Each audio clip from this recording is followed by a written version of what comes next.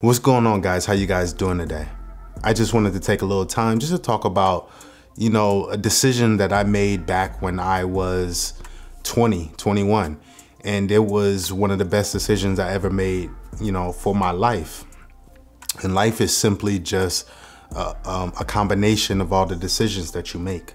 So why not talk about one of the most important ones of my life? So all of us, we go throughout our days making decisions.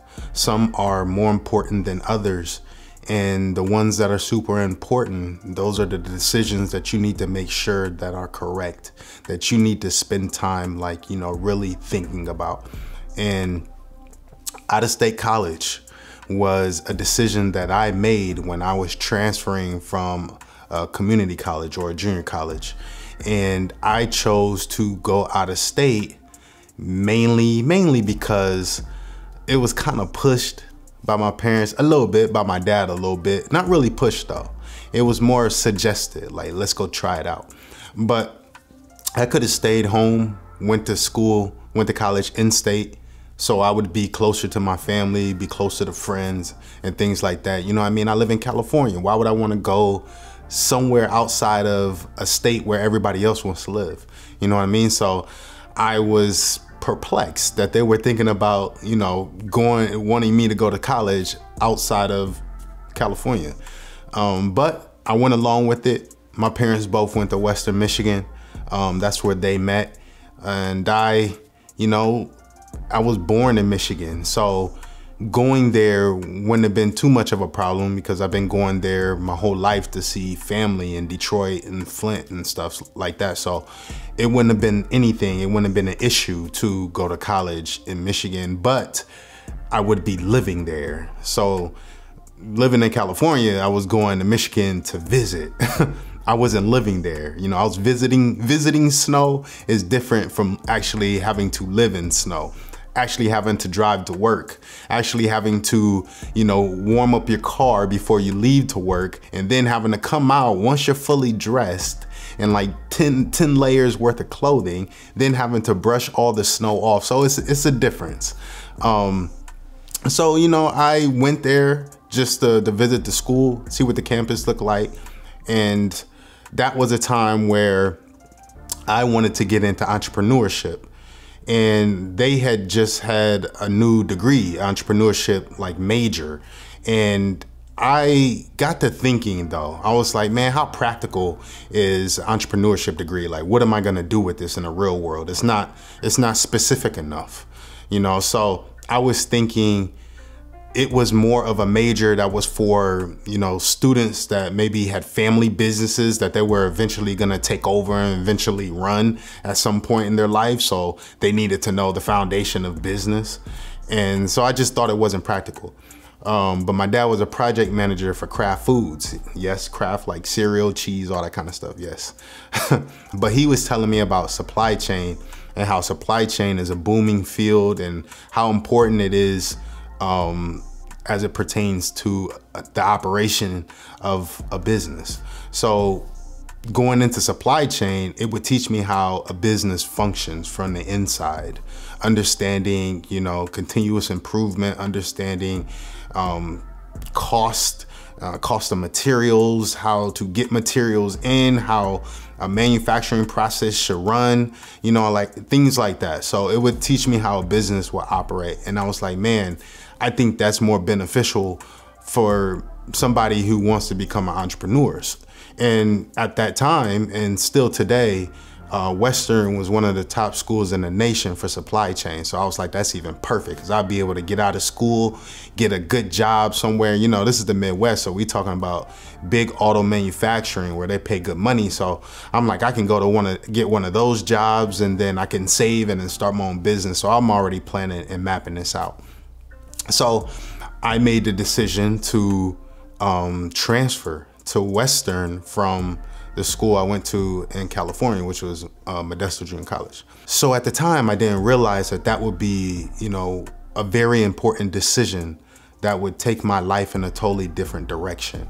And like I said before, some of the decisions that you make, some of those decisions are going to totally change the projection of your life. And that was one of the decisions for me. So I always kind of tell this story in job interviews, just because it was one of the best decisions I made for myself, because the people I was hanging out with, they're still my brothers. I love them to death.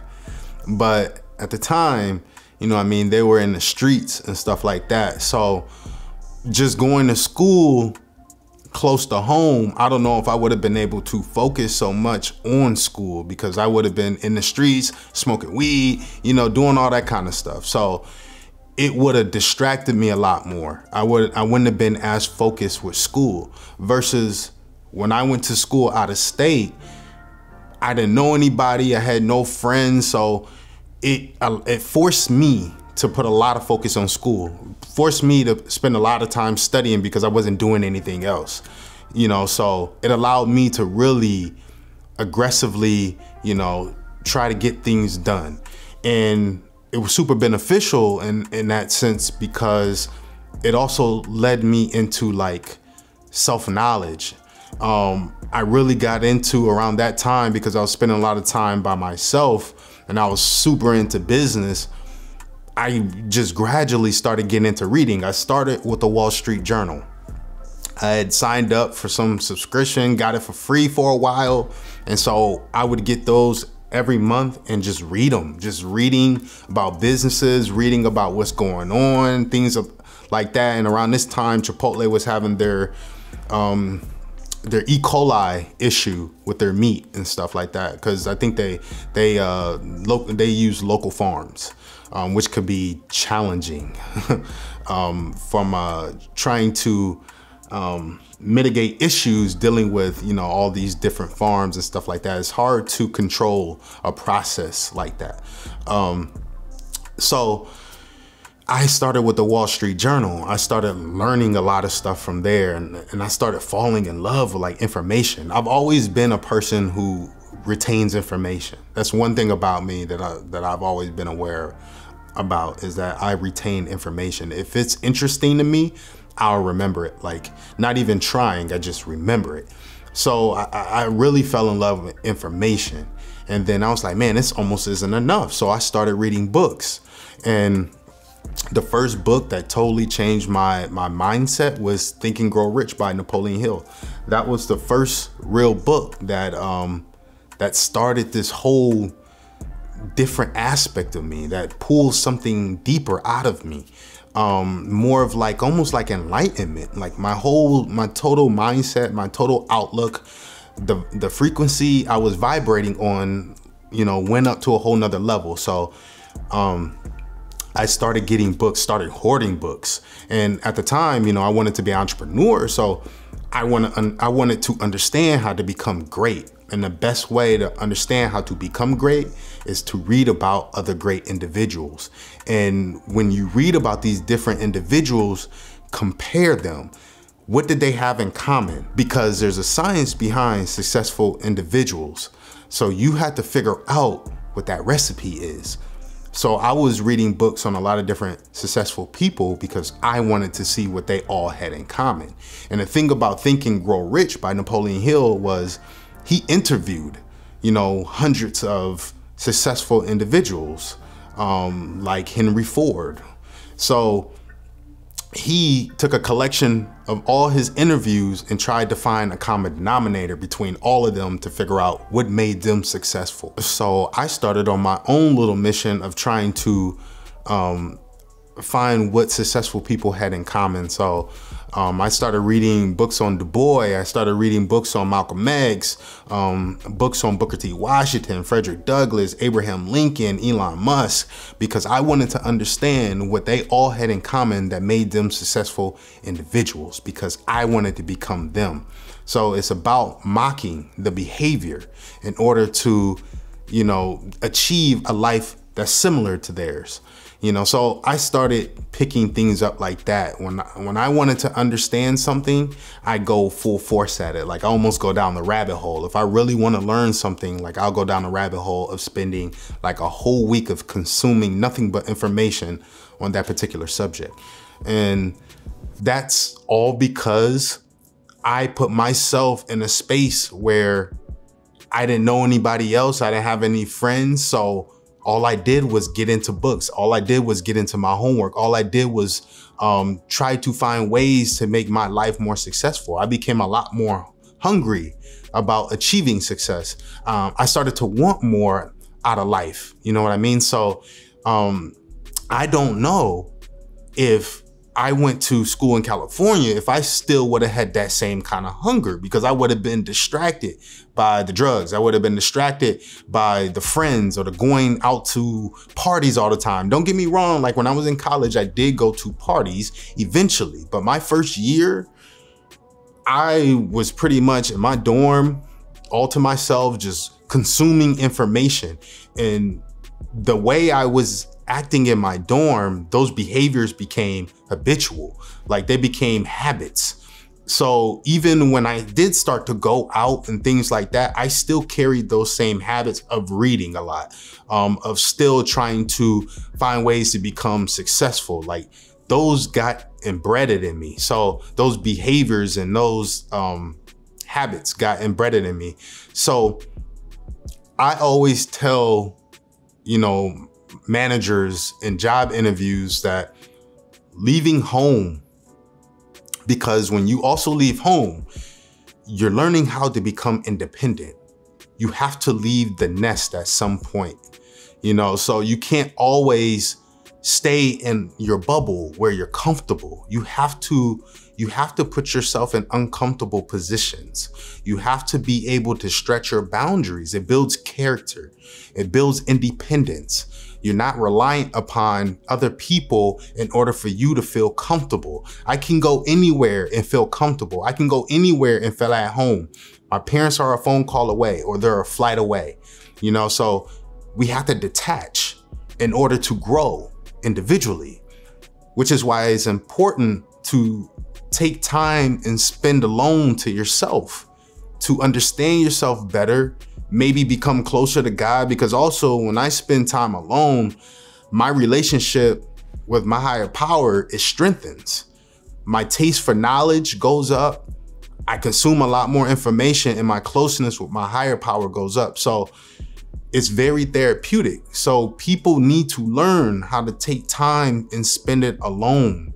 And so many of us have our attachments to different peoples, to our partners and things like that, to where our life is totally consumed by them. And they're always around us. We're never at a point where we're developing our skills or becoming a lot more self-aware about ourselves because we never take the time to actually be alone. I don't want to get too deep into that because I actually want to make a whole separate video on just silence and being in your own bubble.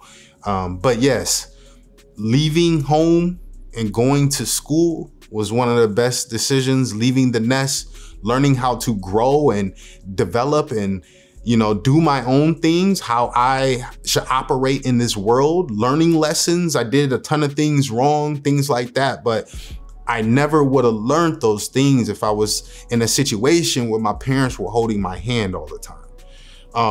So you have to leave the flock. You have to learn how to separate yourself from your friends, especially if they're not on the same course that you're trying to go. Now, if you have a group of friends where you guys are all on the same wavelength and you guys are all trying to achieve the same things in life, then that's fine because they build you up. You know what I mean? It's almost competitive in a sense. It's not like you're actually looking to compete, but they keep you on your toes. But when you're not aligned with your friends, they're more distractions than they are helpful in your life. So I'm not saying that you should cut friends off, but you have to go and do your own thing and then still be in contact with them, still call up, still check on them, still take flights every once in a while, hang out with your boys, hang out with your girls, but that's some points of the year where I'll go do that. But the other times I'm focused on hitting my goals and getting to where I want to be in life. You know what I mean? That's what's important because we all have this short time span on Earth. Our life is so short when you compare it to the lifespan of the world. And you don't want to be one of those people that live with regret where you're like 60 and you wish you did this and you did that. but you were too busy messing around. You were too busy playing around. And now, you know, you're 80 years old and you're still working.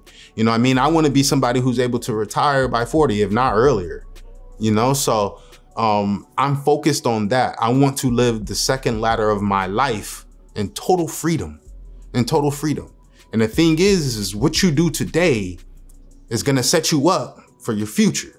That's why that period, those mid-20s and maybe the mid-20s to the 30 to 35s, 30s, those are periods that are going to set you up for the rest of your life. So those are the time periods that you really want to take serious, that you really want to set yourself up and get yourself in the right position to, you know, have a stress-free life on the second latter half of your, you know, your life. You know, so I just wanted to come and tell you guys that story for me, that decision that I made, because it was one of the most important decisions that changed the trajectory of my life. And I always give that in interviews because it was important to me and it was monumental.